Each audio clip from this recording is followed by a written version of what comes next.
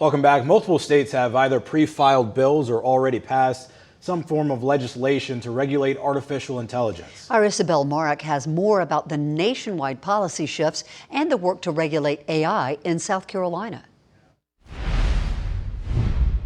From virtual chatbots to programs that can code apps for you, AI has expanded rapidly, and depending on who you talk to, there's mixed feelings about its impact. We need to protect our population. Congress is not going to do it.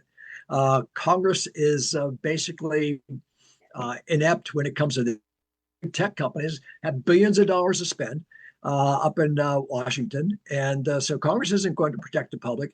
States are responsible. And this is really a states' rights issue. But in December, President Trump signed an executive order to push for a national policy framework for artificial intelligence, which would create a national standard rather than letting the states create 50 of their own policies.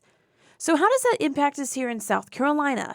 Well, there are already 3 pre-filed bills that mention artificial intelligence. The federal government does not have the right to pull away our ability to protect our citizens within South Carolina, regardless of who's in power. Republican State Representative Brandon Guffey is the chair of AI regulation here in South Carolina. 4 years ago, his son died by suicide after being personally victimized by an online sextortion scam. And since then, Representative Guffey has been a frontrunner on reforming laws to prevent digital threats. As you're talking to these chatbots, you're giving data and data sets at every point to where it is getting to know you better and understanding your psyche. But if they use that data to then turn around and market to you or use propaganda against you, then we're in trouble.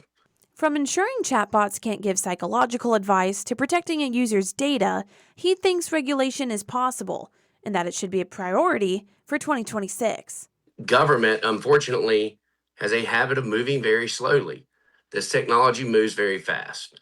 We have to learn to be very reactive whenever we see a problem, because we've learned big tech is not going to be reactive. And then that could cost children their lives. And that was Isabel Marek reporting. Now, there are still a lot of questions about how this will work and when we would see it in South Carolina. We'll keep an eye on that when the legislative session begins next week.